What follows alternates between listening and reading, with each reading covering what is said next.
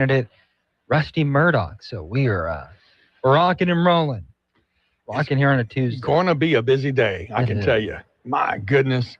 As I appreciate you covering as I was trying to get the mics and the camera set up over here, but I got to do something real fast I've never done before. Let me try it and see if it works. Here we go.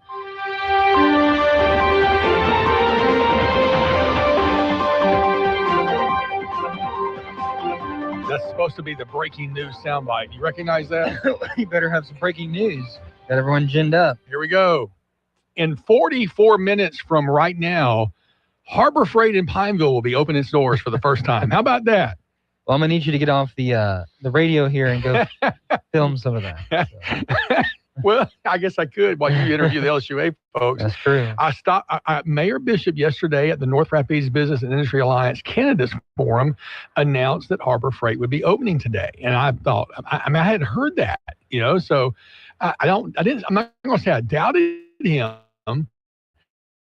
but I wanted confirmation. I shit Richie and Matt said, I don't know. They hadn't told me. I'm like, well, you're the landlord. I didn't say that, but Yeah. Matt, if you're listening, I'm I mean, Cheryl always the checks don't bounce, I should say. I said it wrong. So then I drove by to see if they had a sign on the door. There was no sign on. I could see people inside.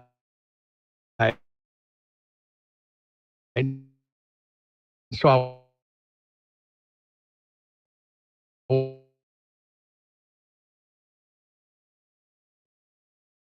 walked up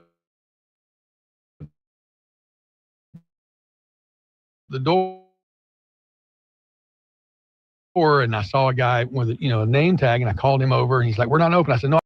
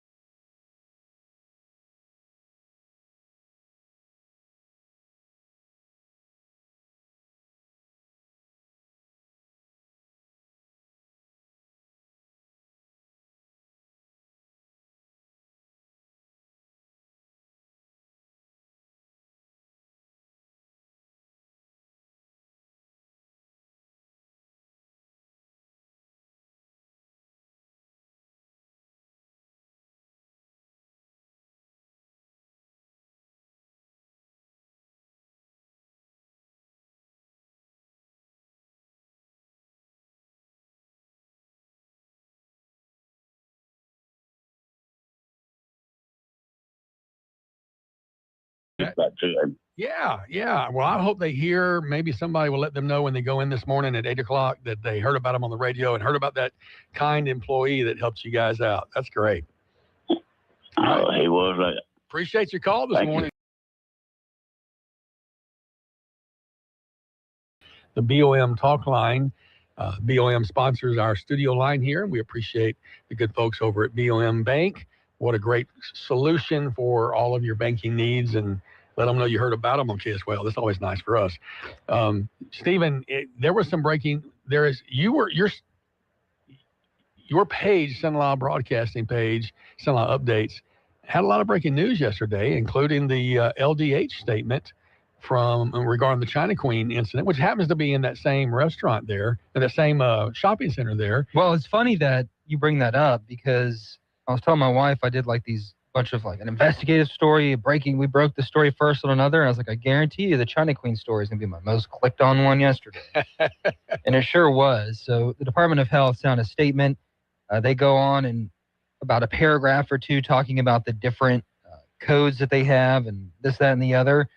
They go on to say for this particular situation, and let me give you some background too. I'm sure you're about to do that and I interrupted. No, you go. There was some social media video circulating of some of the workers behind China Queen or next to it, skinning I got that. I'm fixing that. Skinning a deer. And so that caused some outrage online. Pineville police investigated, said that they did find a deer carcass inside of the establishment. And so we reached out to LDH. They got us a statement a couple days later, yesterday evening, saying for this particular situation, local inspectors responded to a report involving the improper handling of wild game at a permitted food establishment. During the investigation, the claims were found to be valid and the animal was removed from the premises in coordination with the appropriate agencies. Out of an abundance of caution, the facility voluntarily closed as requested, while a thorough cleaning and sanitization process was conducted in accordance with our public health regulations. Once thoroughly cleaned and sanitized, the establishment notified our inspectors, and a follow-up inspection was conducted the next day. At that time, there was no indication of an existing public health risk, and the establishment was allowed to reopen. Mm-hmm. Of course, that sparked a lot of comments like, we're not going back, or it's good now. It's probably the cleanest place in town. So, you can believe what you want or whatever you think, and that's up to you. It's your prerogative. Yeah, that's right. I'm going to go back. Well, you reported it, and the people have an opportunity to know the news. I can't disagree. It's probably the cleanest place in town after that thorough cleaning they had. And, if that was the mistake of an employee, I'm sure there's a lot of chagrin there, having brought all that negative attention. There are stereotypes about Chinese restaurants. The caller yesterday, I think it was, talked about cats in the kettle at the Peking Moon. Oh. Did you look up that song? No, I'm gonna pass on that one. Cats in the kettle on the Peking Moon. Okay. I could just. And look, I'm not putting anyone on the spot, and that's why I was like super. So I got the messages about the deer or some odd animal being skinned at the Chinese restaurant. And I was very hesitant to post anything or say anything until I knew it was legit. Right. Because it is a stereotype. Right. But it is. And you texted me. I didn't know anything about it. I told you. And you said the same thing. I said it's got to be racist trope was the exact word. That's exactly what you said. And I was wrong. But the thing is, though, it played into it from everything they've said, and it appears to be there was never an intention to serve it. It was just an employee taking advantage of the space that he had. And do not many employees at many businesses take advantage of a workspace to do some private work on the side? I'm not going to say it's proper, but if it's before or after hours, many employers will be like, yeah, you need to use that hammer. You can go ahead and take that hammer, that nail gun home or that compressor, just bring it back tomorrow. Or if you need to do something for your house, you can stay late and use the tools here in the shop. And, so I'm saying that's not an uncommon thing, but the way it blew up, was certainly difficult for that business. And so I'm glad that got cleared up. We'll see if their business picks back up. And the fact that it was a restaurant, and so if you're using the same freezers you store your other food in, that can really alarm some people. Absolutely. Something that they should know about. If you ever read those LDH reports, or not LDH, who does the department? It is LDH. LDH, that does the inspections, and you'll see they're sticklers about food temperatures, about labeling, how long, cleaning supplies close to. Yeah, exactly. There are some things that you'll read these reports, like the Town Talk always puts out. Look what restaurants failed inspection this month. Yeah. And so I'll read them whenever I can if I don't have to pay for it. and I'll read, and I'm sure it's a big deal, and I'm sure there's laws in place and regulations in place for a reason, but I'll read them like, oh, well, that doesn't seem that big of a deal to me. I'm expecting to see like a cockroach swimming in my cereal or something. Not someone putting Lysol, 20 feet away from a sink. I don't know. Right. Well, then they are sticklers in those restaurants. I mean, they hate those being dinged by that stuff because all you need is a headline that so-and-so was cited for 3 violations. And if you don't read what the violations were, you think, well, I'm never going. Look, I've had people that worked in restaurants that said they would never eat out again anywhere because of the restaurants they've been at. But look, all the restaurants have some issues. I think the integrity of them to try to keep it good. I think every single restaurant has been dinged for something. And you're probably in the same situation, and I've come to accept that, this is going to sound presumptuous, but we're both publicly known, and so we might have ticked some people off, and I'm assuming I've eaten people's spit, and I didn't know it. I've had to accept it, because there's just no way to tell. It is, police officers struggle with that. 100%. Going through a drive-through and, so you don't want to get people mad, and the people do stupid things. Still mess with my Popeye snow cone. I got to tell you though, I have gotten turned on to the chamoy. I have really. I've been back for the chamoy. I'll be a hater of that one. You haven't tried it. I'm not. You haven't tried. I don't like things that are supposed to be sweet and they make them like spicy. Well, that's not. Now that I've had it twice, it's not really spicy. It's just got a little tang to it, a little twang. I'll try it. Yeah, give it a shot. If you buy, get the sample cup. It's free. All right. Yeah, she does. She'll give you a sample cup over at Kathy's. I want to mention we only have a couple of minutes for phone calls this morning because at 7:45 Senator Kennedy will be calling in. 8 o'clock, as Stephen mentioned, LSUA.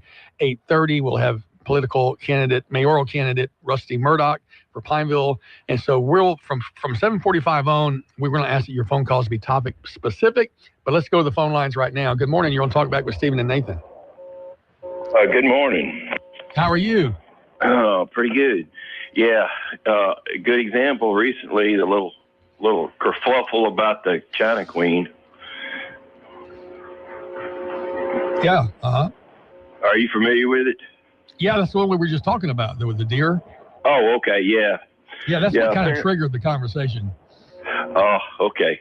Well, I must have turned y'all on just a minute or two after that. Anyway, is not today the grand opening of the new Harbor Freight over there in Kingsville? You know what? I can tell you turned on your radio late. I know that you did because you missed our lead on China Queen and you missed my breaking news soundbite that I played announcing Harbor Freight. I'm just messing with you, bro. But yes, it is 8 o'clock this morning. I don't know that they're doing a grand opening, and that probably just doing a soft open with a ribbon cutting or something planned later, but they are opening their doors at 8 o'clock. I personally verified that with the manager last night. At least we know we're talking about the right things because that's what he wants to hear. That's right. Yeah. Well, I'm just curious because somebody had told me that yesterday, and I happened to drive by there on my way to Super One to pick up a couple items, and it looked like they were open, but nobody was going in or out. Right. Same thing. I went by yesterday about 6 or 6:30, and there were quite a few cars in the parking lot, and there was activity in the store, but only people in the store were people with vests and name tags on. So they were getting ready. And so I called, I knocked on the door. The manager came out, and he did confirm they'll open at 8 o'clock today. Well, that's cool. It's going to be really nice to have one on this side of the river. And I will tell you, and I hate to knock the one we've got in Hill Lake, but it is not the best. I have been in numerous ones. I will tell you the one in Marksville is nicer. Mm. And Morgan City, which is on my way to and from work, is a very nice store. Yeah. Where is the one in Alexandria? It's behind Freddy's. And that shopping center. Hobby Peas. Yeah. So it's kind of hidden back in there. Thank goodness here, last year they fixed the parking lot. You could just about lose a wheel over there. Yeah, I ignore that spot. Don't get us started on that. Yeah, that was Matt Ritchie's talking point for a while. Oh, yes. Yes, look, indeed. I'm at the bottom of the hour. I've got to take the news. We got some more breaking news coming after this break. Thanks for your call, friend. Talkback is sponsored by The Clinics. With 18 providers and 3 locations, someone can see you today. This is a Bloomberg Money Minute. It's a deal that will create one of the largest music companies in the world. Record label BMG is buying Nashville-based independent music group Concord. These companies have been 2 of the biggest buyers of music catalogs over the last 2 decades. BMG works with country stars Jelly Roll and Jason Aldean. Concord owns or administers the publishing catalogs for stars like Daft Punk and Daddy Yankee. It also oversees a catalog of Broadway music, including songs from Hamilton. Checking on your money, shares in OpenAI partners such as Oracle and NVIDIA dropping this morning after the Wall Street Journal reported that the artificial intelligence startup and the maker of ChatGPT recently failed to meet targets for sales and new users. S&P and NASDAQ futures are taking a hit. And you get a podcast. Oprah Winfrey's production company, Harpo Entertainment, has signed a deal with Amazon's audio platform, Wondery, giving it exclusive distribution rights to the Oprah podcast. Courtney Donahoe, Bloomberg Radio. Good morning. Our Tuesday, a partly sunny, windy day. It's going to be warm as well. Afternoon highs near 91 degrees. About a 30% chance of some early afternoon showers and thunderstorms. Tonight, 20% chance of showers and thunderstorms. Mostly cloudy overnight, down to 70. And that chance of rain ramps up to a 50% chance under mostly cloudy skies on Wednesday, with the highs only 87. From the Cenla Broadcasting Weather Center, I'm Dave Grayson. If you'd like to take part in the show today, call the BOM Bank talk line at 442-8255. That's 442-TALK. And remember, if you're looking to purchase or refinance your home, call Christina Bagwell at the BOM Bank Mortgage Department at 448-2430. 970 AM, 104.9 FM, KSYO. Now back to Talk Back. Welcome back to Talk Back. And I said we have a couple of breaking news stories. One of them was broken yesterday by Stephen himself. I think you were the very first one to announce the sale of Cleco. Tell us about that. Cleco has been sold, is it from Macquarie over to Stone Peak and Bernhard Capital Partners. Bernhard is out of Baton Rouge, a private equity firm. So that was sold. They didn't give us a complete monetary amount. However, Bloomberg did report that it was around $6 billion. I actually didn't see that detail. Yeah, so they did not put that in the press release. But the big news, I guess, for this area so far is that the headquarters will stay in Pineville. That's something State Representative Mike Johnson fought for a couple of months now, making sure the 600-plus employees do stay here and that they are headquartered in Pineville.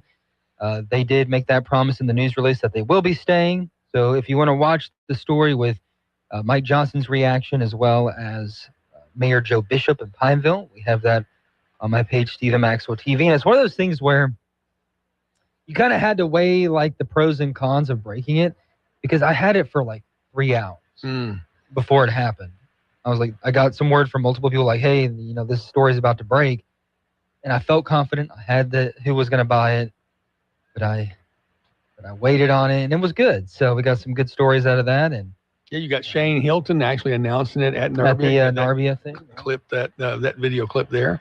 And that's huge, huge, huge news, because the fear of many was that if it sold to a competitor, they would roll Cleco into that competitor's general office, and we would lose that multi-story building there on Pineville Expressway and several hundred really good paying jobs. So that is huge news. They intend to keep it as a separate function. And it also, to me, it speaks well of the view of Cleco in the economic circles that an equity group, which is an investment group, would think it's worth buying because there's revenue being made. So, yeah. Now, it still has to be approved by the Public Service Commission. And I was, we were hoping that, there was some pros if that building did become vacant. We were looking at a spot for a new news operation for a multiple story building, but we'll wait for another one. Maybe the Capital One building we could rent out or something. Nathan's not even listening. Yeah, you Capital One building. Yeah. Okay. Yeah, I'm typing and listening at the same time. He's acting like me. I never listen. Oh, I don't call you out on it though. That's true. No, he was listening. He's actually working. But yeah, that was big news in Central Louisiana. The Cleco sale there. You also have another one too. You said that the Rapides Parish Journal. The Rapides Parish Journal broke this one. I'm not going to play the breaking news, but I'll give it to them. They reported that Mayor Jacques Roy vetoed the recently passed agreement, the new CEA, Cooperative Endeavor Agreement with GATA, which authorized a funding agreement that used GATA money. It committed GATA funds to specific projects, and it also required a finding of public purpose for everything that was done. However, it did bypass some of GATA's normal processes, circumventing the board discretion is what some say. And Mayor Roy essentially vetoed it for several reasons. He thought there was a legal risk. He felt like it could violate the Constitution, which prohibits donating public funds to something without some sort of return on the value. He felt like there was no clear measurable returns. He felt like there was a governance problem. And as I mentioned, because this agreement could bypass some of the GATA board discretion, he felt like this undermined GATA's intended structure. So the bottom line essentially is that the ordinance would have used public funds through a CEA to support specific projects or entities, and the mayor rejected it because he believes it's not legally valid. He doesn't give the public benefit, and it changes how GATA works. So you can go to the Rapides Parish Journal, or it's just RapidsParishJournal.com, and it's one of their top stories today. And they actually have the language of Mayor Roy explaining why he gave the veto. Now, the council, if I'm not mistaken, will, by law, have to have a vote to either override or sustain. So it will come back up again at the next meeting, which I think is a week from today. So that's some pretty big news coming out of Alexandria. Some other big government news today in Central Louisiana. The Rapides Parish Police Jury is having a special meeting at 11:30 today. They will be discussing the Ambulance Advisories Committee's referral to extend the contract with Pafford EMS another 4 years. So basically, Pafford EMS, as most of us know, became the sole ambulance provider, taking the place of Acadian Ambulance about a year ago after there were concerns with some response times with the previous provider. So Pafford was on a year-long probationary period. There's been a lot of discussions on the metrics and the marks that they have to make when it comes to response time percentages. 90 was the goal. We've kind of seen to where officials are saying that goal might be too lofty. And a lot of them say that because they believe that the previous provider, Acadian, this is their words, were giving inaccurate information with theirs, taking too many exceptions. So that's something they're still trying to iron out. The advisory committee, which is made up of local stakeholders, it has LSUA on there, it has different fire chiefs, police chiefs, hospital executives. They voted to extend the rest of that 4-year or 5-year contract 4 more years. And so the police jury is calling a special meeting today. And the item on the agenda is looking at that recommendation from the advisory panel. We don't know 100% if there's going to be a vote, but if I had to put the few dollars I do have on it, I would say that they're going to have a vote today on extending that contract. And this all comes while the police jury a couple of months ago voted to pursue litigation. As far as we know, a lawsuit hasn't been filed as of yet, so there is no lawsuit that exists, but pending litigation against Acadian Ambulance for what some say are faulty response time data.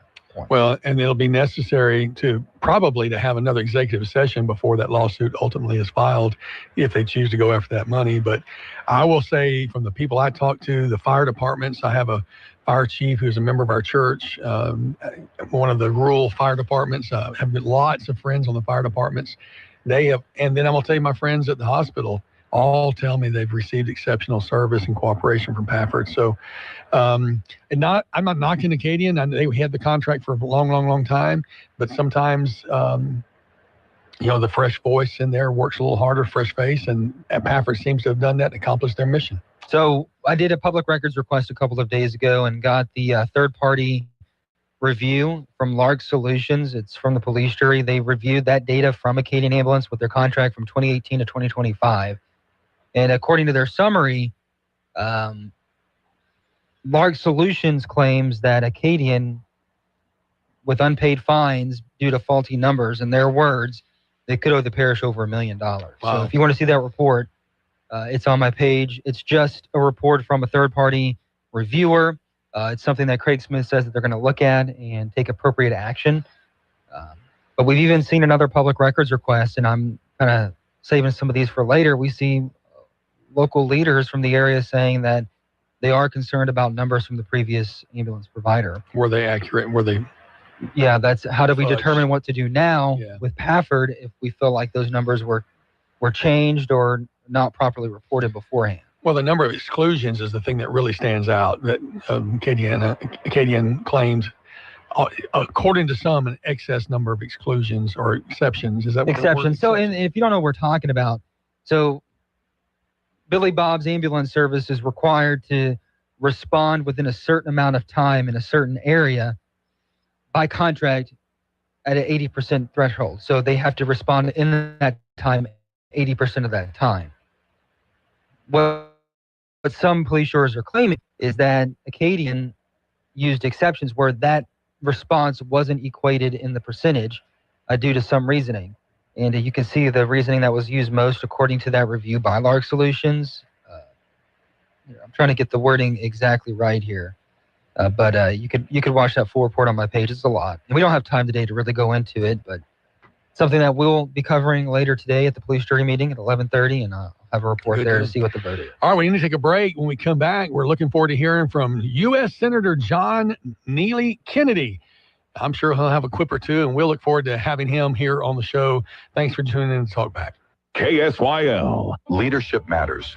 In Pineville, Mayor Joe Bishop has focused on doing things the right way, being transparent, responsible, and accountable to the people he serves. That means making smart decisions, respecting taxpayer dollars, and showing up every day ready to do the job. No shortcut.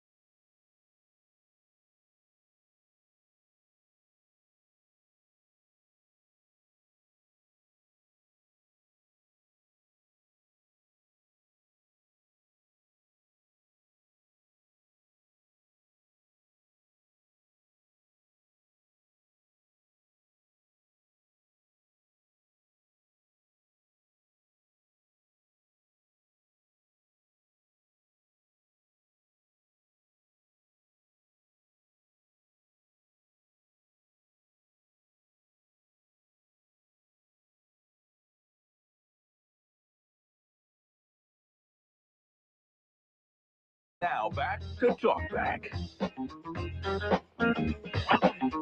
Welcome back to Talkback. We are joined on the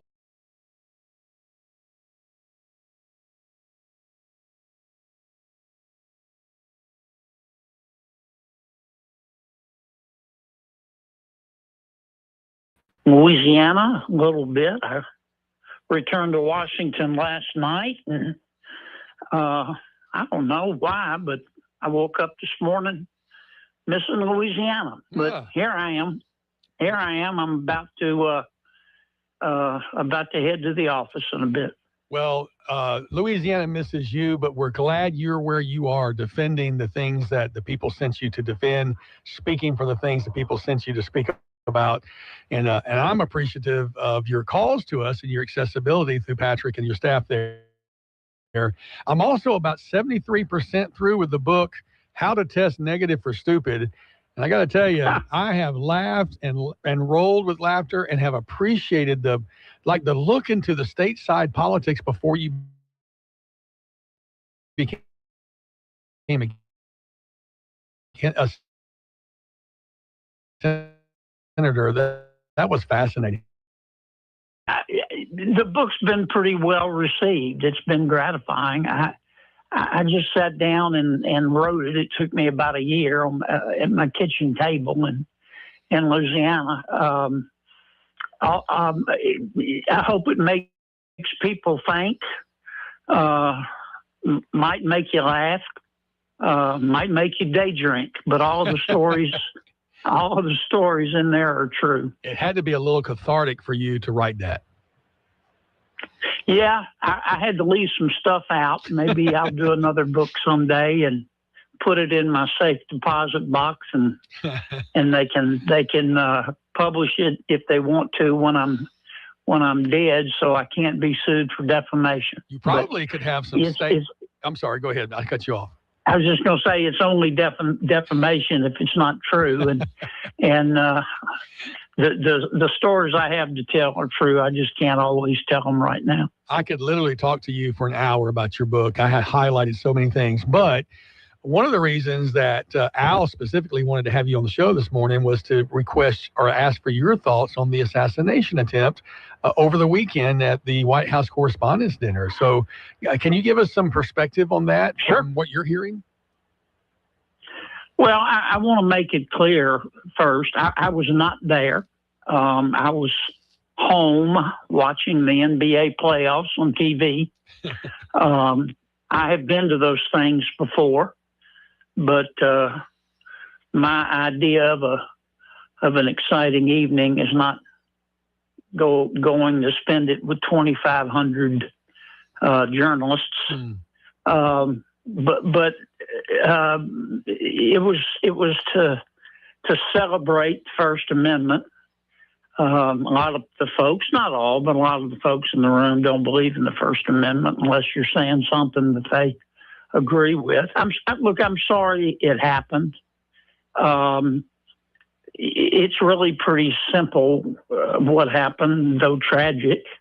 You had this overeducated, underemployed, self-righteous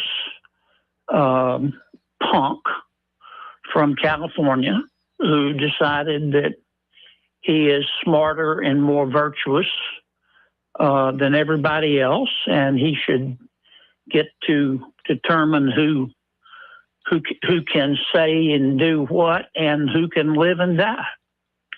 And he's going to pay a big price. I thought our security did a great job. I know the layout of the Washington Hilton very well. The Secret Service and the other FBI and the local police did a great job. He never got even close to the president. This kid is, he's not a kid, he's 31. He's certainly old enough to know better. He's lucky he's still alive. Mm-hmm. The law enforcement showed a lot of restraint. They could have turned him into Swiss cheese. Now you've got a lot of people on television, a lot of the journalists who were there talking about criticizing the security as if they know anything about security, but the security was fine. This punk never got close to the president or anybody in the room, and that's kind of the end of the story as far as I'm concerned. I'm sorry it happened. I'm sorry nobody was hurt, thank God. A lot of people were scared. I'm sorry for that. But there are just a lot of nut jobs in the world, and this is the third assassination attempt on President Trump. And of course, we know what happened to Steve Scalise. I'll be the first to admit that the rhetoric is a little hot on both sides, going back and forth. But I can tell you what it looks to me like. The bullets are only going one direction. Well, you literally took my next question was going to be about the rhetoric, and is there a responsibility for those who are making those loud and lambastic statements that seem to almost call for violence? Well, one of the topics, of course, today is Mr. Jimmy Kimmel, who a couple of days before the White House or the function at the Hilton said something about Mrs. Trump would look glowing as a widow. Mr. Kimmel has a First Amendment right to say stupid stuff, but his employer has a First Amendment right to say that's very inappropriate, and it was inappropriate. I think the Mr. Kimmel's just trying to get attention. His ratings are down, but it's everything happens for a reason, and sometimes the reason is you're stupid. And he made a stupid decision, and I thought what Mr. Kimmel said, even though he has the right to say it, was pretty stupid. His First Amendment rights only protect him against the government. He doesn't have a First Amendment right to say what he wants vis-a-vis his employer. Now, I don't know if his employer is going to do anything about it. For all I know, maybe they like it, but it sure was in bad taste. I'm just giving you his reaction to that, and if you want to respond, he goes, I agree that hateful and violent rhetoric is something we should reject. I do, and I think a great place to start to dial that back would be to have a conversation with your husband about it, talking about Melania. What do you think when he says stuff like that? That sounds like Mr. Kimmel trying to play the victim. He's not the victim here. He said what he said. He implied that that Mrs. Trump would be better off if her husband were dead. That's what he said. Now, in fairness, he didn't know there was going to be an assassination attempt, but there have already been 2 of them against the president.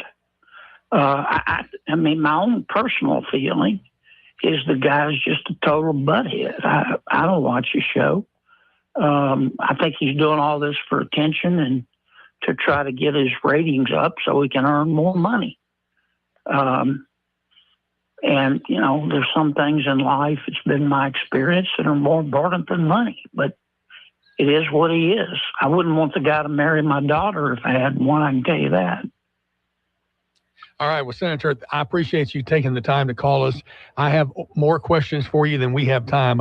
I watched your time with the interview with Secretary Chris Wright, and you had some amazing things to say there. Nuclear reactors were brought up, and you have expressed your concern about AI. In 30 seconds, can you tell us about your concerns about AI? American invention. Another example of the innovation and brilliance of Americans. I think AI has great potential to make our lives better if it doesn't kill us first. I heard you say those words, and I appreciate you reminding us. You also said that you were concerned it was a bunch of hype by people wanting to sell an IPO. You've said that more than once. So I appreciate your cautious approach to it, and thank you for taking the time to talk to us this morning on KSYL. Well, quickly, AI is real. Yes, sir. But we've got to take it seriously, but it's still in its early stages. Indeed. U.S. Senator John Kennedy, a hometown favorite and a favorite nationwide for his insight. Thank you, sir, for taking the time to talk with us. Thanks for having me, guys. We'll be back with Talkback after this. Talkback is sponsored by The Clinics. Hello, I'm Mike Nichols, and I'm a candidate for Congress in the 4th Congressional District. With over 40 years of public service, I will fight for the people, not big government. As our congressman, I will work to make sure that the government spends our tax dollars wisely. I'm an American First candidate, with District 4 being a close second. Please vote for Mike Nichols, the right Mike for the job. Early voting begins May 2nd, and Election Day is May 16th. I paid for and endorsed this message. Louisiana forests once fueled our economy. Your granddad logged these woods. So did your dad. And now, Beaver Lake Renewable Energy is keeping that legacy alive, turning thinnings and wood byproducts into clean fuel right here in Pineville. It means more jobs, stronger forests, and a future that honors where Central Louisiana came from. Be part of Louisiana's next chapter. Visit BeaverLakeRenewable.com and find out how we're putting Central Louisiana back on the map. Tired of that same plumbing issue? Call Southern Air Heating and Cooling. Plumbing problems, large or small, Southern Air will fix them all. And you'll get service with no delay from certified technicians the very same day. Take advantage of our $99 drain clearing special and our 0% financing for those larger jobs. Call Southern Air Heating and Cooling at 318-777-5555 or visit us online at southernairnow.com, the official heating and cooling provider for LSU football. Remember when eating corn right off the cob was one of your favorite summertime treats? Or how about taking a big bite out of a crisp, fresh apple? If it's been a while since you enjoyed these delightful activities, chances are your teeth are no longer up for the task. But now there's great news.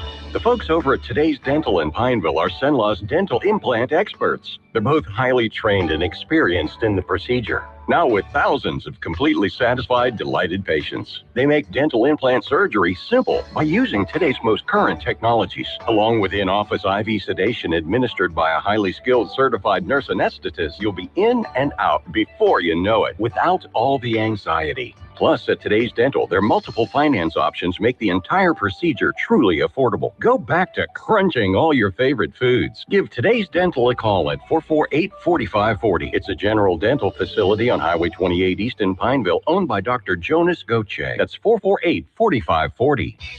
I start every workday morning off the same way. I stop in and pick up breakfast at Wilmore's Mobile and Sub Express. It's convenient, quick, and oh so good. Croissants, biscuits, breakfast subs, and their hot coffee is the perfect pick-me-up. They always ask me why I'm in such a good mood when I get to work. Improve your mood. Stop by Wilmore's any weekday morning from 6 till 9 and get your day started right. That's Wilmore's Mobile and Sub Express right there on the corner of North MacArthur Drive and Bayou Rapides Road. Ready, set, dash! Get ready, Louisiana, for your chance to experience the most thrilling and electrifying 90 seconds of your life.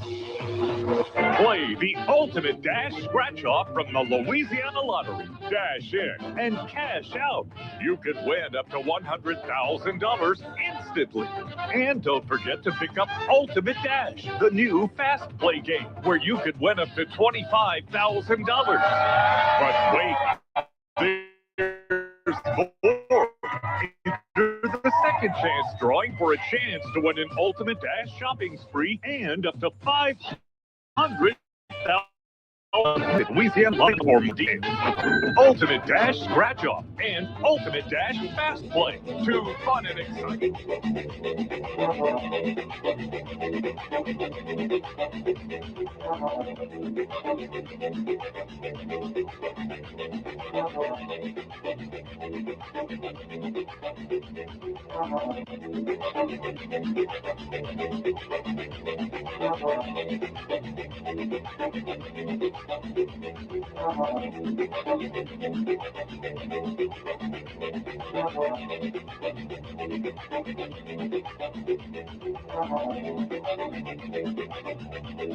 You've been listening to Talkback.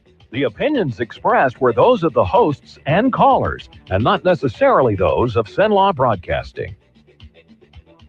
AM 970, FM 104.9, KSYL, and KRRV 100.3 HD3, Alexandria. It's 8 o'clock. Jimmy Kimmel defends himself. I'm Dave Anthony, Fox News, over a joke he made days before the White House correspondents' dinner attack. It was not, by any stretch of the definition, a call to assassination. Kimmel on his ABC show late last night explained last week's joke that First Lady Melania Trump has the expectant glow of an expectant widow. In a post on X, she called that violent and hateful. I agree that hateful and violent rhetoric is something we should reject. I do, and I think a great place to start to dial that back would be to have a conversation with your husband about it. Senior advisor to the First Lady, Mark Beckman, told Fox this morning, Jimmy Kimmel should be terminated from ABC. Kimmel was suspended briefly last year over comments related to Charlie Kirk's assassination. And as Republicans call for toning down anti-Trump rhetoric, Democratic Congressman Ro Khanna just told Fox that political violence is out of hand, that it is affecting people in both parties, that we both parties have a responsibility to address it. There should be a national commission, and we can look at concrete things. One, the role that social media is playing. The suspected attacker Saturday night, Cole Allen, facing 3 charges so far, including attempting to assassinate the president. The judge ordered him to remain in custody, and a detention hearing was scheduled for Thursday. Federal authorities say he took a train from California to Chicago, then on to Washington, and checked himself into the Washington Hilton ahead of the White House Correspondents' Dinner. He is believed to have sent his family a letter moments before the shooting in which he expressed deep anger at the Trump administration without mentioning the president by name. Fox's Jessica Rosenthal. The U.S. military has stopped another Iranian oil tanker. What President Trump has done is block Iranian ports. They're no longer able to export crude oil. They are running out of storage. They're running out of the ability to continue their program, and it is hurting their economy each and every day. Fox's Trey Yingst. This is also having oil prices rise and another 6-cent surge today at the gas pump. America's listening to Fox News. History isn't just in textbooks. It's the story of us, the United States. 2026 marks 250 years of America. And throughout the year, Bill Hemmer takes listeners on a journey through the 250 most impactful moments in American history. From the spark of revolution to the battles for freedom, the ideas, inventions, and decisions that changed the world. The 250 most impactful moments in American history podcast. Listen and follow now at foxnewspodcasts.com. You never know who might be taking the quiz. Hi, everyone. It's Candace Cameron Bure. Hey, everyone. It's Phil Sims. It's Dolores Catania. Hey, everyone. I'm Kix Brooks. It's Candace Bushnell. I'm Rob Paulson. I'm Ryan Serhant. Hey, everyone. I'm Nicole Palizzi. Everybody's Kevin Nealon. What's up, guys? It's Nia Sue, and it's time to take the quiz. 5 questions in less than 5 minutes every day. Listen and follow at thequiz.fox. The attack at the White House Correspondents' Dinner has again led to renewed Republican calls for Congress to fund Homeland Security. Congressman Martin Stutzman tells Fox Business. This is the most irresponsible thing Congress is doing right now. We shouldn't even have to vote on it as far as like a roll call vote. It could be done as a voice vote and be done. But Democratic Senate Leader Chuck Schumer says the Senate did approve money for most operations by unanimous consent last month. Funding for Secret Service and so many other agencies is sitting idly in the House of Representatives, not waiting for Democrats. We don't run the House. Waiting for Republicans. Democrats are holding up funding for ICE and Border Patrol, demanding immigration enforcement reform. So Senate Republicans are working on a bill to provide money for ICE and CBP using a process that Democrats cannot block. Later today, King Charles will address Congress at a time of tense U.S.-Britain relations. He'll first be at the White House with the Queen and hold talks with President Trump. There's Taylor Swift news.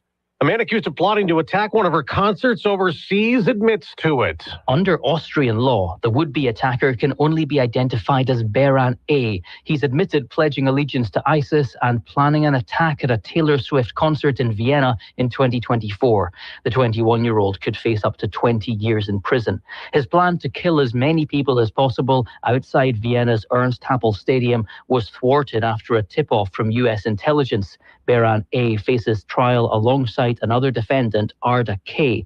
The two of them and a third man allegedly planned to carry out simultaneous attacks in Saudi Arabia, Turkey, and the United Arab Emirates. Jonathan Savage, Fox News. On Wall Street, stock futures are mixed. They're up for the Dow, but down more than 300 points for the NASDAQ. The day after the NASDAQ and the S&P 500 closed at record highs. The Federal Reserve is starting a 2-day meeting to assess the economy this morning, but no interest rate cut is expected this week. I'm Dave Anthony. This is Fox News. Louisiana Radio Network, I'm John Burns. For 2 years, the Canadian-based owners of Cleco Power have been trying to sell the utility. Now it has a deal in place to do just that. Macquarie Infrastructure and Real Assets has reached a deal to sell the company to Stone Peak Energy and Bernhard Capital Partners. Jennifer Cahill with Cleco says the company's leadership team fully supports the deal. It is one that's in the best interest of our employees, our customers, our owners, and the many communities that we serve throughout Louisiana. A new poll finds that the number of young men in the U.S. who say religion is very important in their lives is increasing. Gallup says its survey shows 42% of men between the ages of 18 and 29 say religion is very important to them. That's up from 28% in 2022-23. Dr. Justin Lane Langford at Louisiana Christian University in Pineville has a theory on why that might be. Return to religion in part is due to, I think, the instant access that we have to all of these tragic world events and news more than ever before. LRN. Congressman Clay Higgins is urging the three major Republican U.S. Senate candidates to hold a statewide televised debate. Here's Andrew Greenstein. ULM political science professor Pearson Cross says Higgins' request for a GOP Senate debate could be out of fear of a stealth candidacy of sorts in this race. We're seeing a lot of attacks on different candidates from the candidates who have the money to spend. And thus, Cross says Higgins would like voters to hear from the candidates themselves and not from their PACs. While Higgins has not endorsed anyone in the GOP primary, Cross says it's unlikely that he's backing Bill Cassidy. He's intent on making sure that a MAGA-forward candidate makes it into the runoff and then on to the general election. I'm Andrew Greenstein. The Louisiana Department of Health releases a statement regarding the suspected roadkill case over at Pineville's China Queen restaurant. The agency saying they did an inspection and found the claims to be valid, and the animal was removed from the premises. For its part, restaurant owners had posted a sign saying the animal was never intended to be served to customers. LRN. This is Dr. Jonathan Hunter with the clinics. We provide primary, family, and chronic care along with gastroenterology, podiatry, with on-site lab and x-ray services. I'm pleased to welcome family physician Dr. Noah Miller to our team. We are currently accepting new patients and same-day appointments are available. If you're admitted into the hospital, our doctors will see you there as well. Most insurance and Medicare are accepted. The clinic's on North Dalton, 445-9823, and online at theclinics.us. Good morning. Our Tuesday, a partly sunny, windy day. It's going to be warm as well. Afternoon highs near 91 degrees. About a 30% chance of some early afternoon showers and thunderstorms. Tonight, 20% chance of showers and thunderstorms. Mostly cloudy overnight, down to 70. And that chance of rain ramps up to a 50% chance under mostly cloudy skies on Wednesday, with the highs only 87. From the Cenla Broadcasting Weather Center, I'm Dave Grayson. Talkback is sponsored by The Clinics. With 18 providers and 3 locations, someone can see you today. It's Talkback, Central Louisiana's longest-running talk show. Whether it's the guests or the callers, Talkback is where Central Louisiana begins its conversation.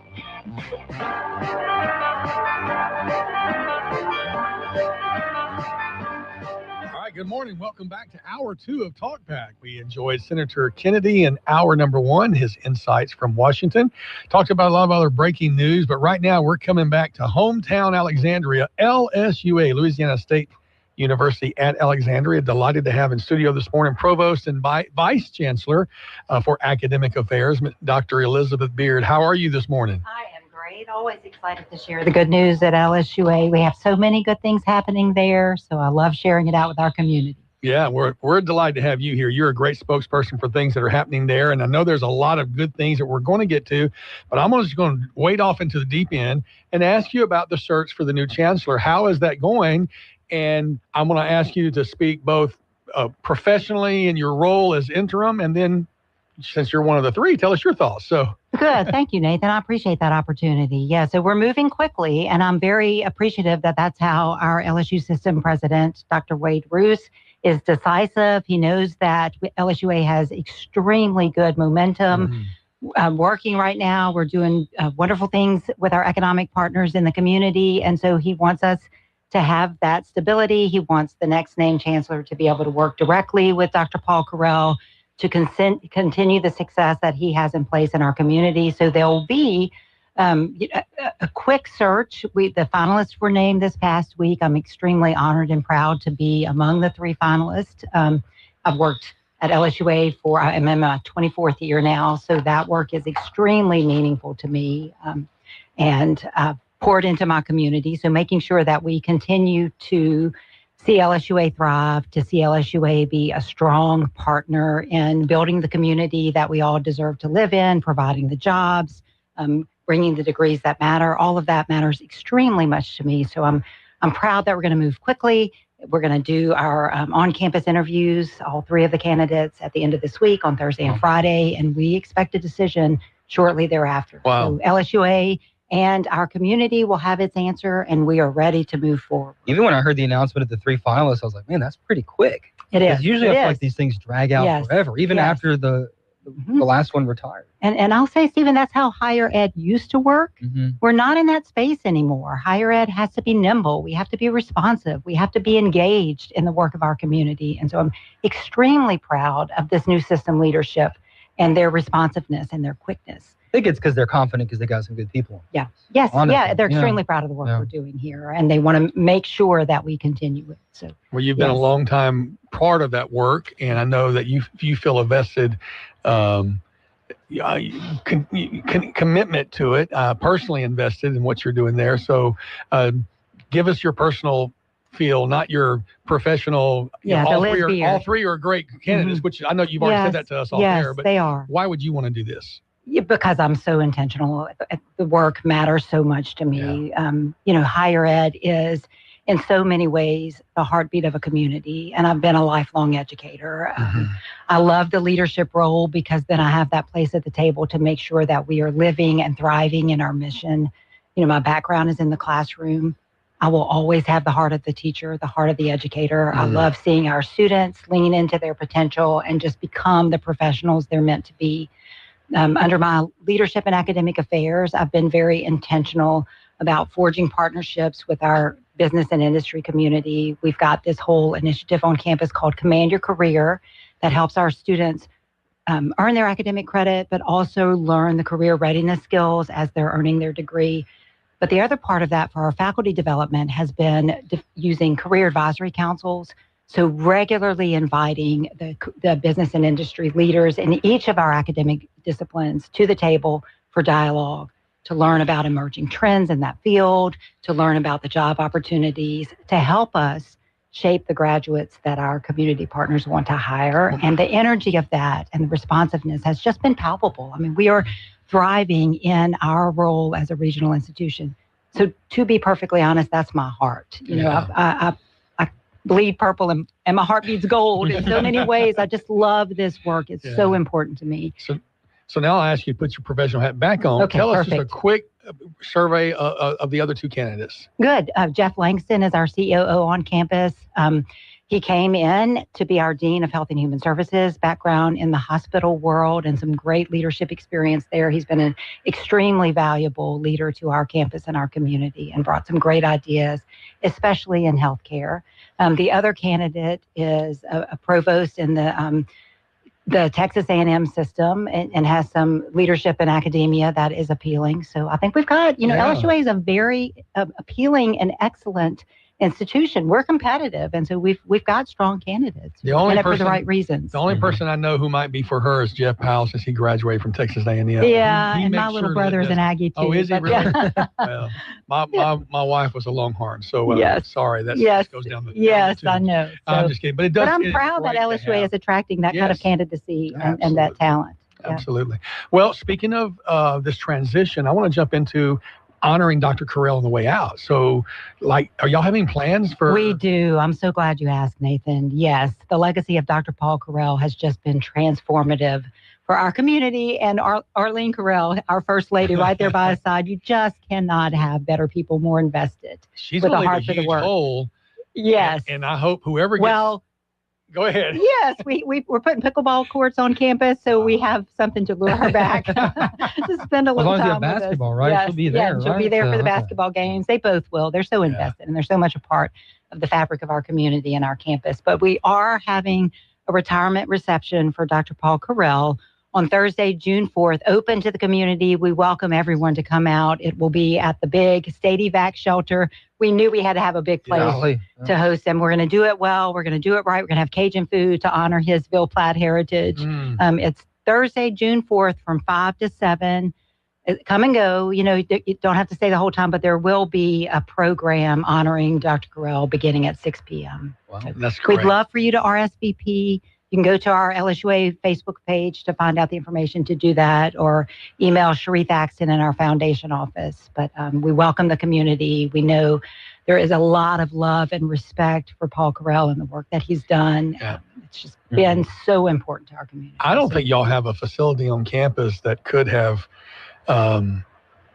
housed this reception. So I'm glad you chose a bigger space. Yes, we did. We really needed to. Question from a listener comes in: how will Who is actually making the decision for the next chancellor? I mean, who's on that committee? And is it just a Dr. Roos thing, or? Well, we have a search committee that's made up of campus stakeholders, community stakeholders. I think the search committee is about 10 people deep. We have a student representative, faculty representative, staff representative. We have several members of our foundation board. And they will make a recommendation to President Roos. Very good. Yeah. And then he'll make that final decision he makes based the on that final recommendation. Right. So they're a recommending body, and he's the deciding factor. Okay. That's right. Well, very good. Well, as we talk also about other things coming up, graduation's right around the corner. Graduation. People excited about that? Yes, always one of my favorite days. It's kind of the capstone moment, and we do it well. It will be Thursday, May 14th at the Rapides Parish Coliseum.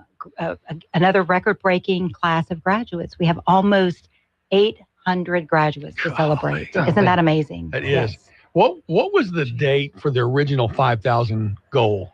2025. We wanted 5,000 students by 2025. Yes. And y'all blew that apart. Blew that. 23 or 24. That's exactly And you're right. between 7 and 8, or we're knocking on the door of 8,000, and our enrollment looks wonderful. It's very strong, robust, going into summer and fall. The thing I've said often about what LSUA has done in the last decade is nothing short of an economic powerhouse in the region. Because if a new business came into town and said, we're going to create 100 new jobs, the Chamber of Commerce would be shouting for joy. The mayors would be shouting for joy. How many new jobs have been created in the last decade out there? Yeah, it's it's well over 100, 130 to 150. I don't know the exact number, but I know in the academic affairs side, really looking at the number of faculty hires that we've made has been just extraordinary. And when I recruit that faculty member, I'm recruiting a family to Central Louisiana. Right. So we recruited an endowed chair in performing arts. He has really opened the doors to our theater. Something exciting is happening there all the time. But that brings a family. And so his wife is the current theater director at Ash High School. And now the synergy between our high school theater and performing arts programs and our on-campus performing arts program is just electric. There's something exciting happening all the time. I mean, if you have somewhere else in the area that has 100 new jobs, it's like a big deal, right? But just kind of got forgotten at LSUA because there's so much going on. Yes. And that's a good thing. Yes, and this is real talent that we're bringing to the area. Well, and when your commencement speaker at the graduation is Dr. Roos himself, that's right. I don't know if he's doing all of them, but this is a big deal to have. Yes, and he is a dynamic speaker. His heart is really for the work of higher ed and the state of Louisiana and the regional campuses. And so I love that we have a Louisiana native leading that flagship and our LSU system. I also love that he brings back the word, the LSU family, because that matters to us. We take our role within that LSU family or system very seriously, in that we're undergraduate only. We're focused on providing that career-ready or professional or graduate school-ready education with excellence. But we provide those pathways into the LSU Health Science Centers for medical school, for the physician assistant programs. We have a beautiful new partnership for the occupational therapy, and that, it's an accelerated program. I love it. So providing those pathways into those high demand, critical need fields that those students can come back and practice here is exceptional. And I love that we're leaning into the strength of the LSU system under President Roos's leadership. That's important. For a while, it did feel like, as an outsider, that all these institutions were islands. That's right. And now there's a family reunion taking place. That's right. And reconnections are happening, and nobody had to die. Yes. It wasn't a funeral, because nowadays it's only at funerals that families get together. That's right. Exactly. That's a great way to put it. But families are coming together out of joy and excitement, and the palpable energy and joy is there. And we're not competitors. We're leveraging our distinct mission within the system. And we are competitors on the basketball court, the baseball field. Yeah, we are. We are that with LSUS. Yeah. But were you a part of the LSUA Friends video? Were you in that? I was. Yes, I was. That was fantastic. Whoever did that needs a raise. That was amazing. I'll look into that. You are right. It was absolutely. So good. Nathan, did you see that? I don't think I did. So we launched our new accelerated bachelor's degree. So instead of being 120 credit hours to earn the bachelor's degree in 4 years, these are 90 credit hour degrees that you can earn in 3 years, and they're in high need emerging fields, IT, bioinformatics. These are fields that move fast. So that accelerated, focused, rigorous bachelor's degree was a right fit. So these are the first in the state to be those 90 credit hour degrees. So we thought, okay, our campus worked hard. There's an enormous amount of work to stand up a new curriculum. So we needed to celebrate that win as a faculty team. So we thought we're going to throw a 90s party to celebrate the 90-hour curriculum and to generate a little hype and to celebrate the faculty team.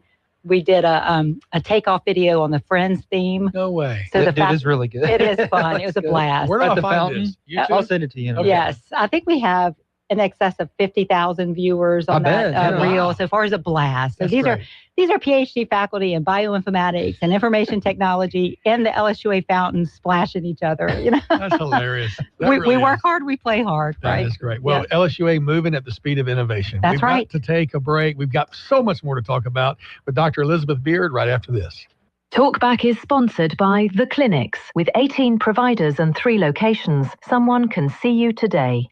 I'm Blake Miguez, and I approve this message. I pledge allegiance to the flag of the United States of America and to the republic for which it stands, one nation, under God, indivisible, with liberty and justice for all. I'm Blake Miguez. I'm a 7th-generation Louisianian.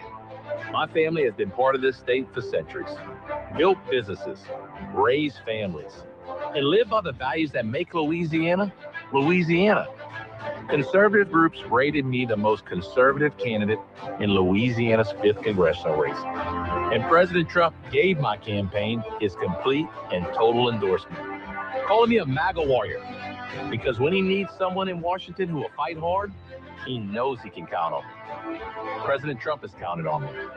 Louisiana has counted on me. I won't let either one down. I'm Blake Miguez, Trump's MAGA warrior. I'm ready for this fight, and I'm asking for your vote. Paid for by Miguez for Louisiana. If you've ever wanted to be in business for yourself, but not by yourself, and didn't know where to start, Janney King Gulf Coast has already built the foundation for you. With guaranteed initial customers, hands-on training, and ongoing local support, you'll never feel like you're doing it alone, because you won't be. For over 35 years, we've helped people turn their dreams into real successful businesses.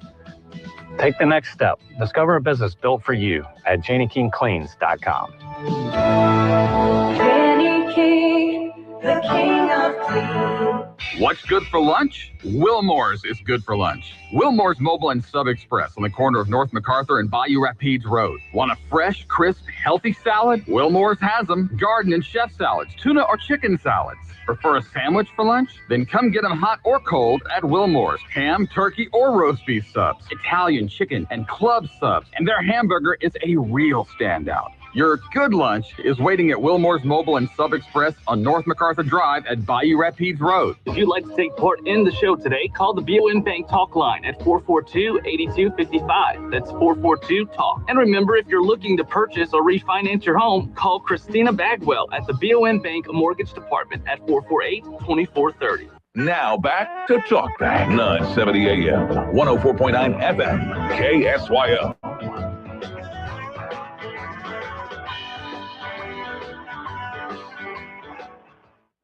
Welcome back to Talk Back. We are back on the air with Dr. Elizabeth Beard, and delighted absolutely to have you in studio this morning because there's so much great stuff that's happening at LSUA. I'm afraid we're going to run out of time before we run out of material. That always happens. There is an event coming up. You were talking about the Black Box. Yes, Yep. I was trying to think of the department, the new endowed chairmanship for the Performing Arts. That's right. And I think there's got to be a tie-in somehow to this Black Box session. So tell us about that. Yes. So this is a small concert series at LSUA's campus. This will be our second iteration of it. Our Richard Gortney Theater on campus in our main classroom building, Mulder Hall, is a beautiful, they call it a black box theater because you can sort of shape it into anything you need it to be for the performance space. But it maxes out at about 150 people. So it's that intimate performance or concert setting. The acoustics are gorgeous. So actually, we had a different campus event there, and H.B. Smith, who is one of our local musicians, said, Liz, I need to get music in that space. We need to have small concert series there because the acoustics are so good. So people who are serious about their music would love to be able to perform in that space.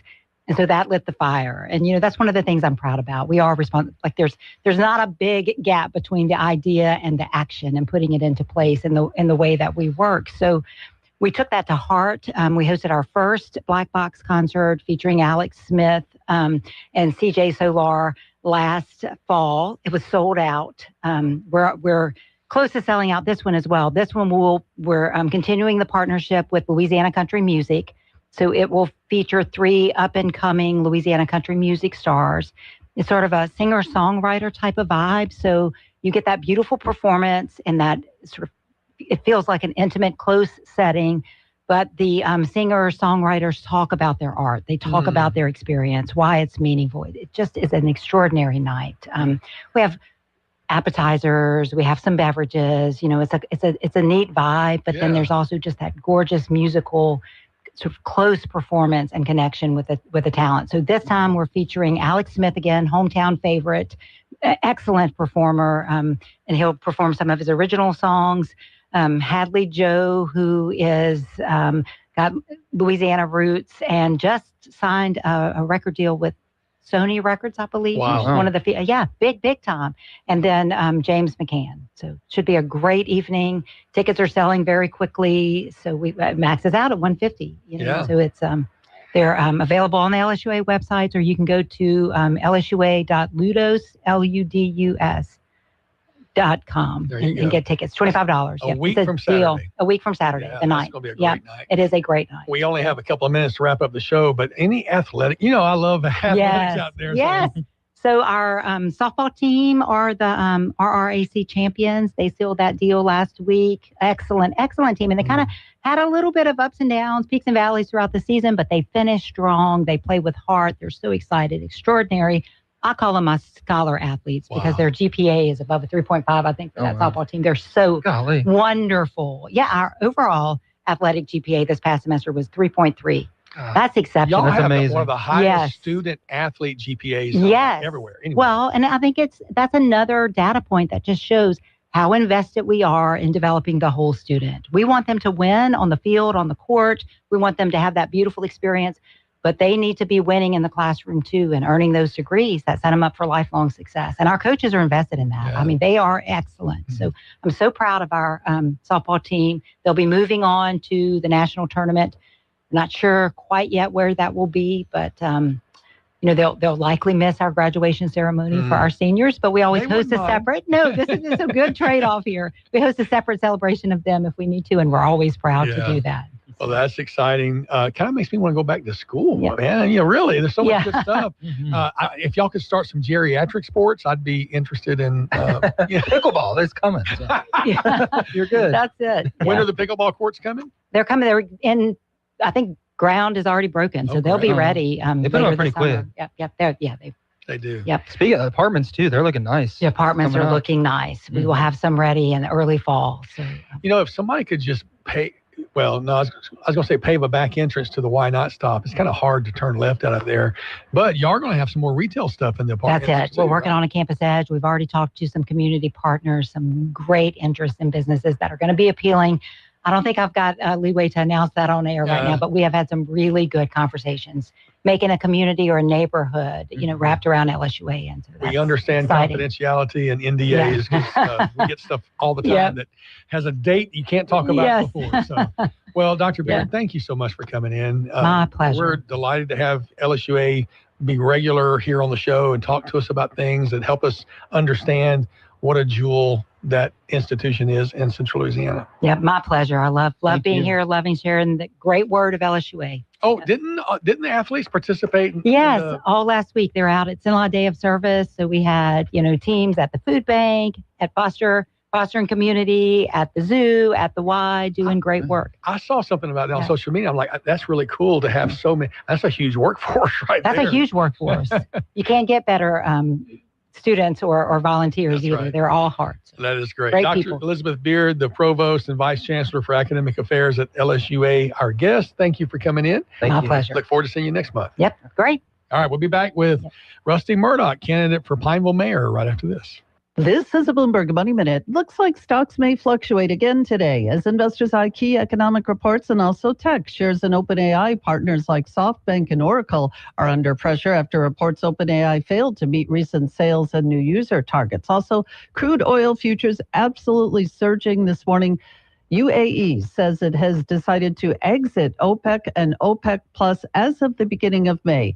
That is according to state-run WAM, and saying it's in line with the country's strategic and economic long-term plan. Coca-Cola beating expectations thanks to smaller sizes and higher prices, and also thanks to potentially healthier alternatives to full sugar soda like zero sugar and diet drinks.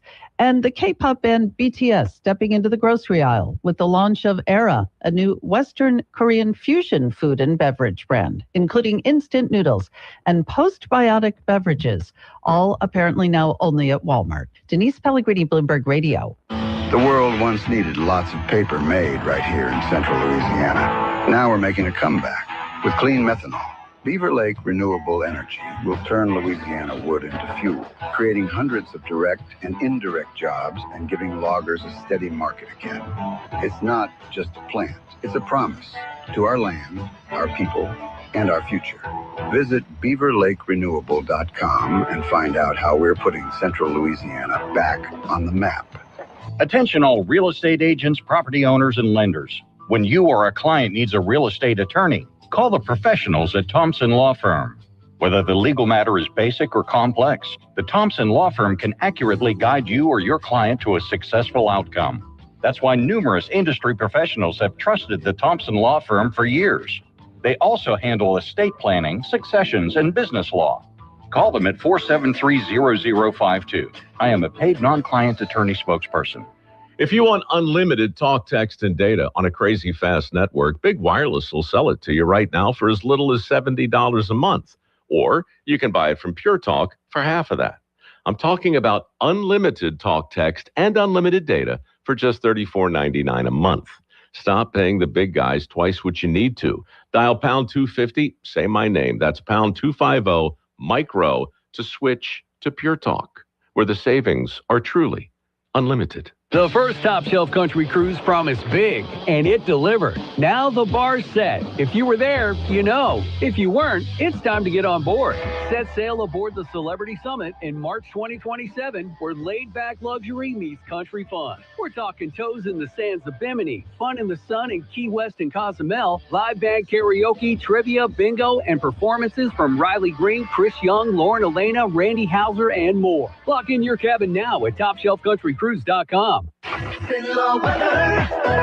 Good morning. Our Tuesday, a partly sunny, windy day. It's going to be warm as well. Afternoon highs near 91 degrees. About a 30% chance of some early afternoon showers and thunderstorms. Tonight, 20% chance of showers and thunderstorms. Mostly cloudy overnight, down to 70. And that chance of rain ramps up to a 50% chance under mostly cloudy skies on Wednesday, with the highs only 87. From the Cenla Broadcasting Weather Center, I'm Dave Grayson. Now back to Talk Back. 970 AM, 104.9 FM, KSYO.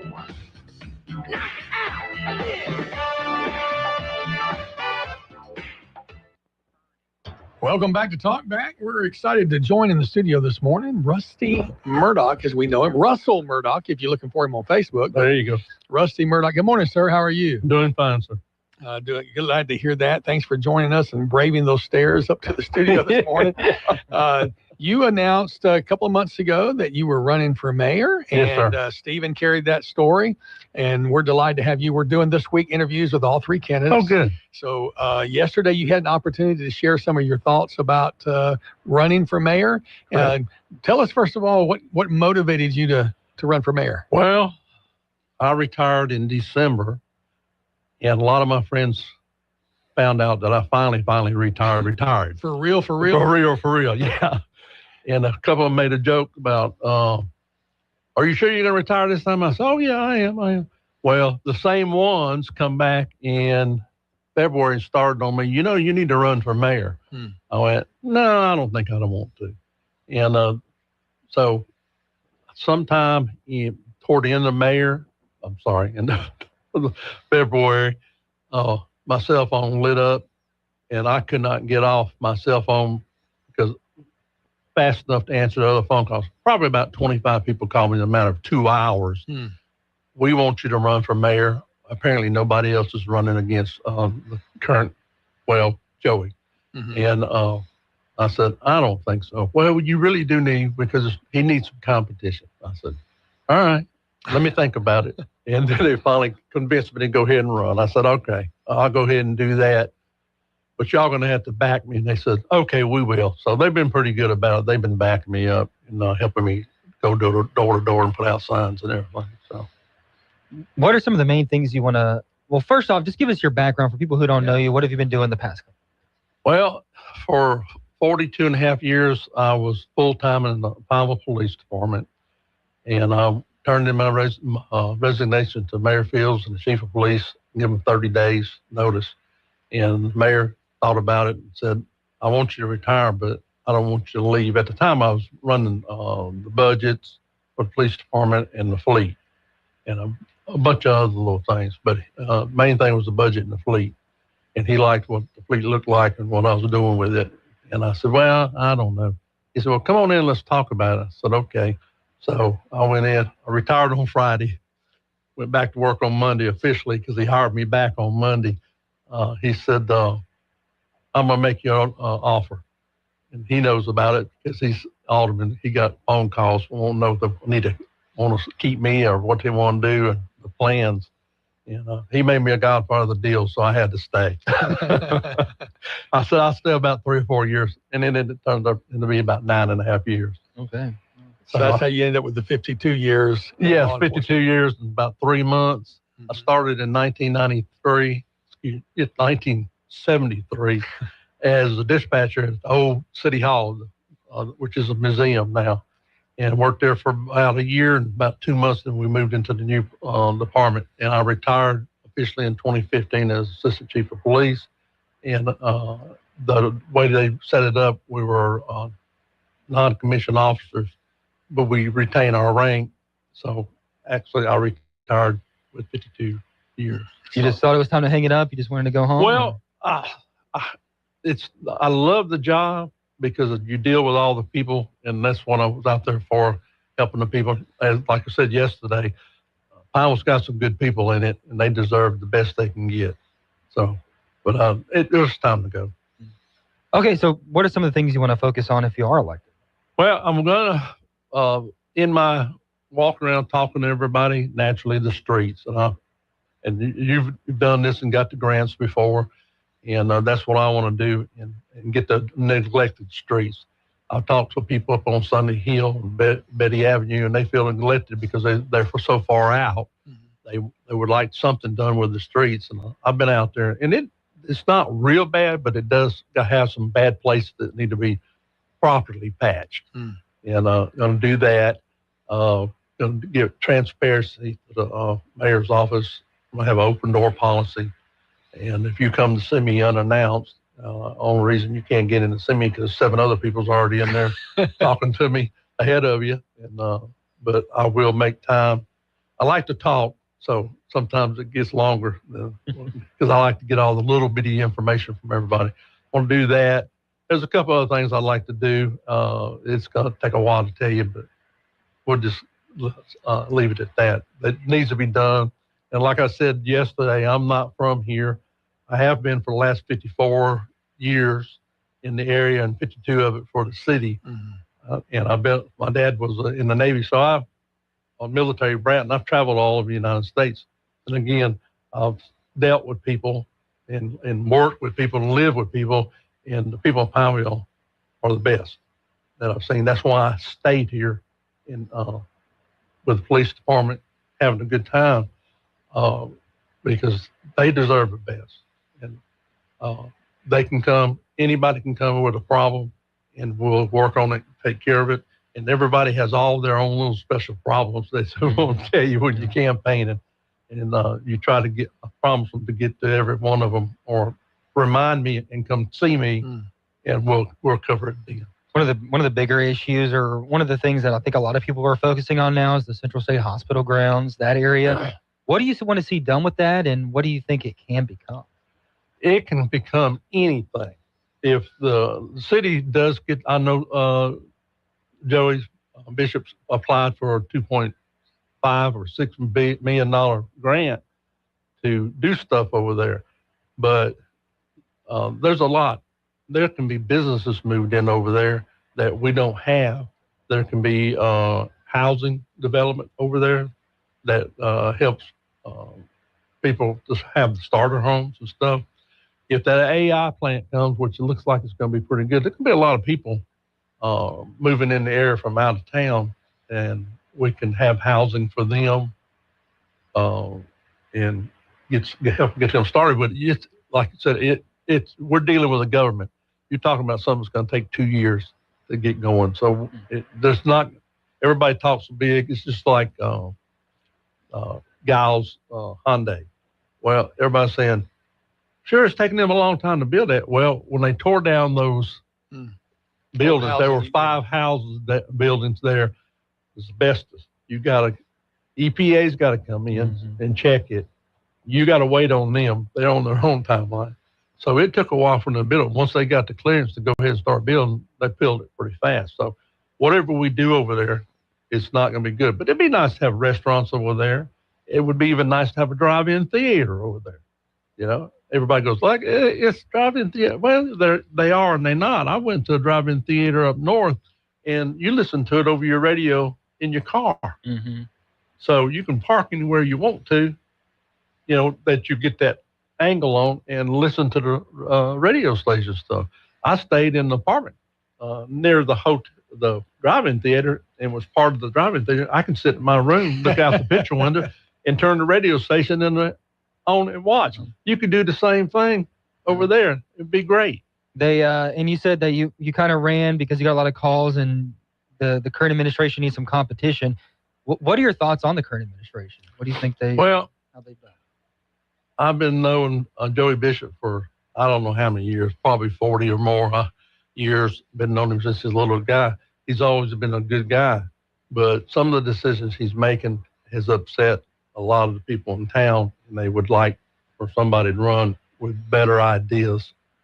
We got a lot of traditions in Pineville, and he's not sticking to those traditions, and people like those traditions. Yes, bring in new things, new ideas, but keep the old traditions, and that's what they like. They would like me to bring some of them back, and we're missing that. Like we're no longer in the DARE unit. We need to get back into that. We have no officers in DARE at our schools. We've got other officers from the other part of the parish in the schools. So they would like to see that. A couple other things that needs to be done that for some reason he don't like or whatever. But we'll bring them back and add stuff to it. Okay. You got to take a break. We'll be right back with more. KSYL. Hello, I'm Mike Nichols, and I'm a candidate for Congress here in the 4th Congressional District. Linda and I raised 4 children, and we have 5 grandchildren here in District 4. Our great-grandparents helped settle Louisiana's no man's land. We have a long history of being blessed with natural beauty, including forests, streams, and rivers. Let's keep our heritage and culture here in District 4. Please vote for Mike Nichols, the right Mike for the job, number 30 on the ballot. Early voting starts May 2nd. Election day is May 16th. I paid for and endorsed this message. At Trinity Health Pace Alexandria, we listen first, then bring the right care to you. From medical care and social activities at our center to home care, transportation, and more. We help seniors stay healthy, independent, and connected to what they love. From empathy to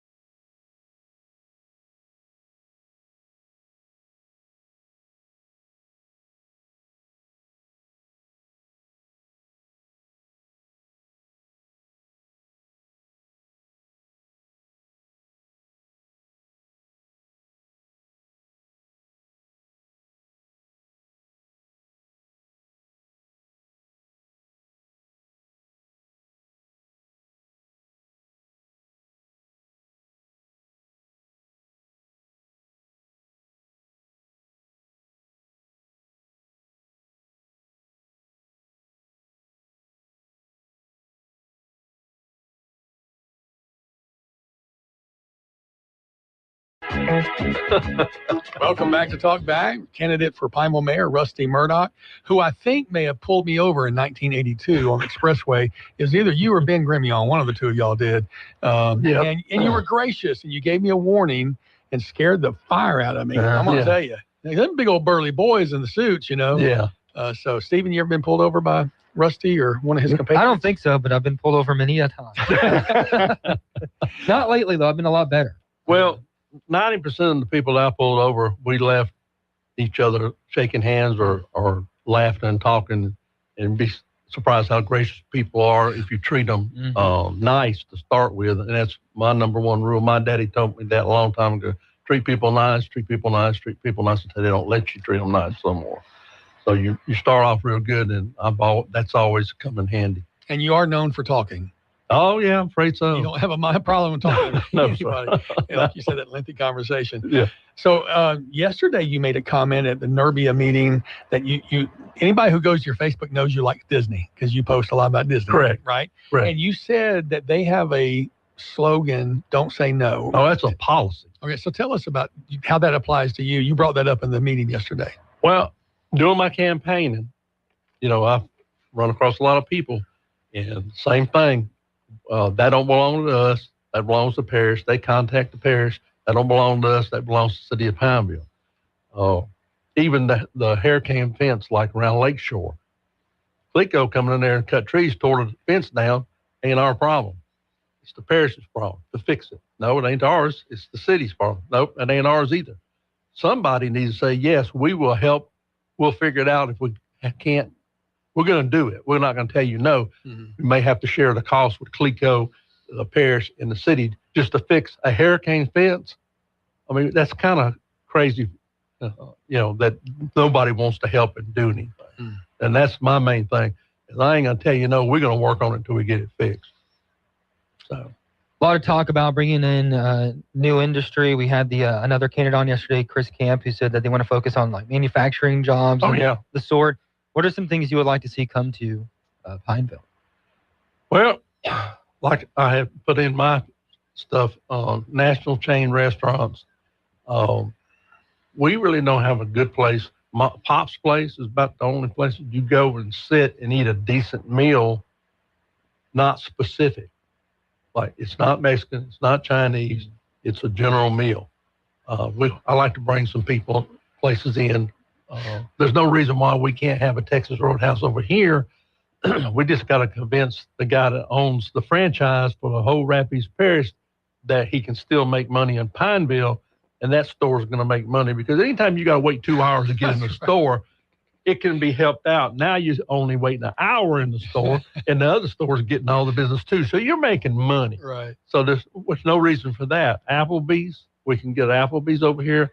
TGI Fridays, I'm not sure why we don't have a TGI Fridays, but we got that Holiday Inn over there, and a lot of the Holiday Inns that I see a TGI Fridays are attached to it. Why can't we have a TGI Fridays?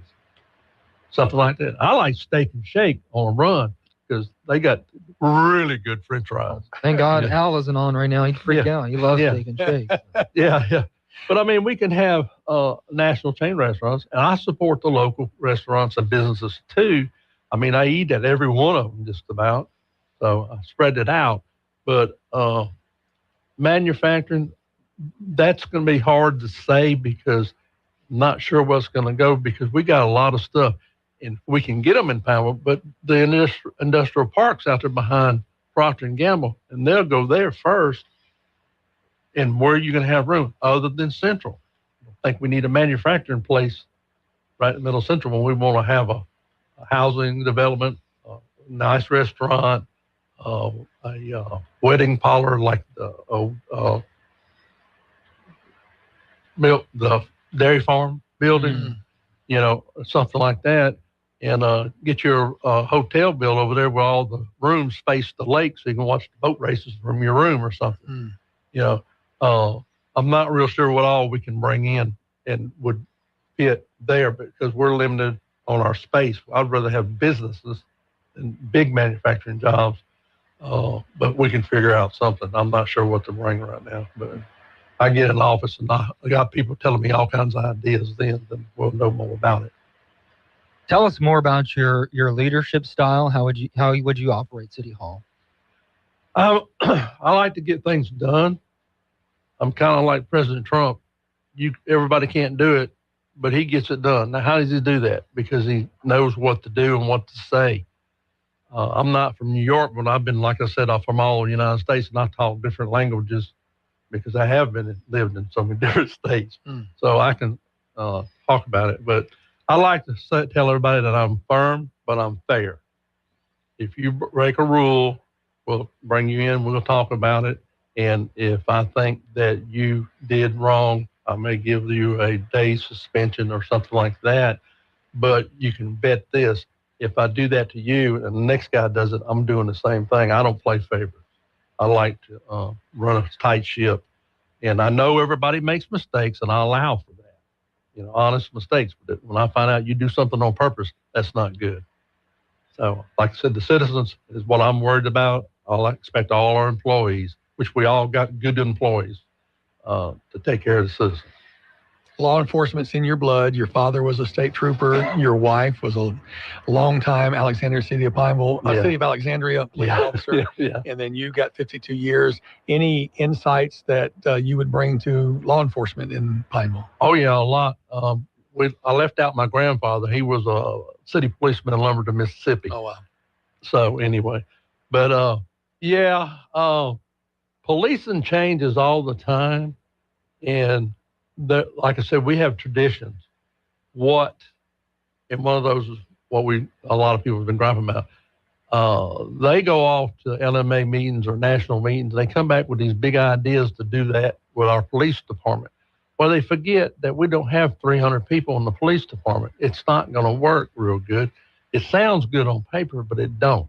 But I'm not stuck in the past.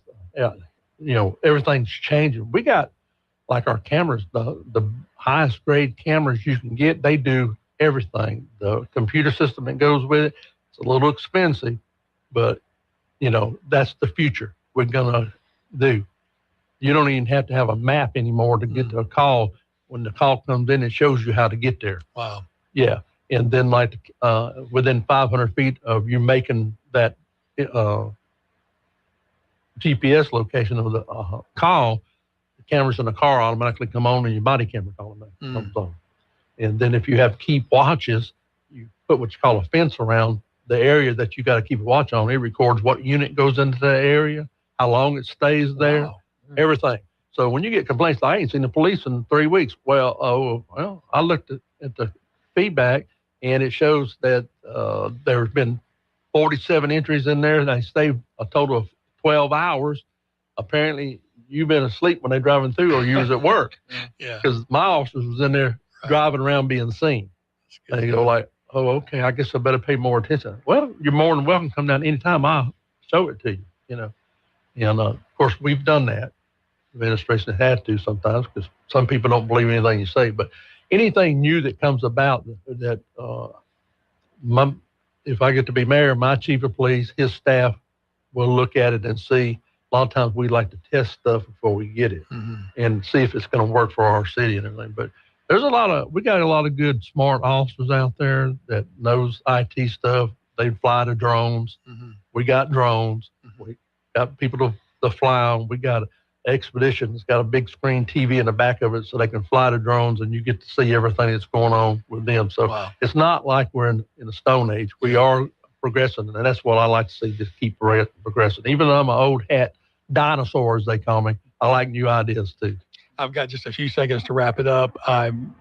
I'm not a candidate in this race anymore. I'm going to vote. And so it's great to hear. It's evident that all three of the candidates love Pineville. Your love comes through. Your statement yesterday that you lived all over the United States, but you chose Pineville because of the people spoke to my heart, and I appreciate you sharing that. Yes, sir. Any final thoughts about your campaign? Yeah, I almost left out the fire department. Okay. That's very important that we keep our fire rating up. And part of that fire rating is getting promotions done and replacing the officers that left. And that didn't happen. So our fire rating is probably going to go up. So now that I'm saying on the radio, Joe Bishop's probably going to go ahead and get those promotions done so they get the fire rating down before the insurance rates go up. But anyway, the fire department needs backing also. And I'm for that. I'm for all the city employees. If it ain't for the trash people and the garbage people, we'd be in a mess. That's true. If it wasn't for the fire department, everything would be burnt down. If it ain't for the police department, we have criminals running off places. We'd like to keep them over in Ellick and stay out of Pineville. So, Rusty Murdoch, candidate for Pineville mayor, thank you for being our guest this morning. Thank you for inviting. Good luck to your campaign. Thank you. Talkback is sponsored by The Clinics. Great things are happening in Pineville. In just over a year, Mayor Joe Bishop has focused on what matters most: improving streets and drainage, strengthening city services, and supporting our police and fire departments. He's worked with business owners and local leaders, supported local growth, and kept Pineville moving forward. Now there's more to do. Let's keep the momentum going. Vote Joe Bishop for mayor. I'm Joe Bishop, and I'd appreciate your vote. Paid for by the campaign to elect Joe Bishop. Problems. Everybody hates them, but from time to time, everybody's got some. And that's why everybody needs to know about Southern Air Heating and Cooling. Heating or cooling problem? Call Southern Air. Plumbing or drain problem? It's Southern Air again. Your power's out and you need a generator? Guess who? And you can keep those problems away this winter with a heating tune-up. Call Southern Air Heating and Cooling now at 318-777-5555 or visit us online at southernairnow.com. Ready, set, dash! Get ready, Louisiana, for your chance to experience the most thrilling and electrifying 90 seconds of your life.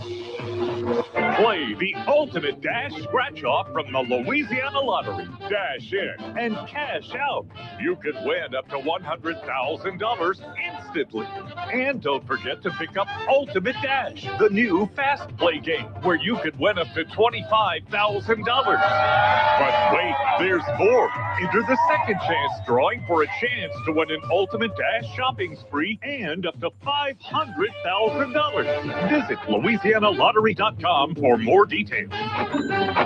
Ultimate Dash Scratch Off and Ultimate Dash Fast Play. 2 fun and exciting games from the lottery. Louisiana Lottery, celebrating 35 years of reasons to smile. Must be at least 21 to purchase.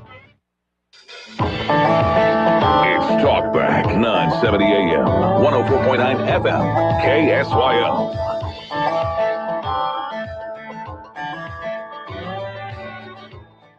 All right, welcome back to Talkback. Had a good conversation this morning, 3 good conversations this morning. Senator Kennedy, U.S. Senator Kennedy from Washington, D.C., with Dr. Elizabeth Beard from LSUA, and Rusty Murdoch, candidate for mayor of Pineville. Yesterday, Chris Camp, one of the candidates, and tomorrow, Joe Bishop. So all 3 back to back to back.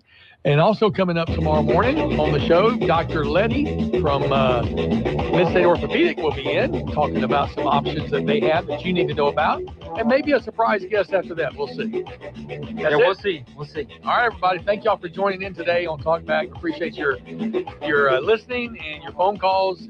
Look forward to having you back here tomorrow with Al and Steven, and then I'll be back on Thursday. Y'all have a great week. God bless.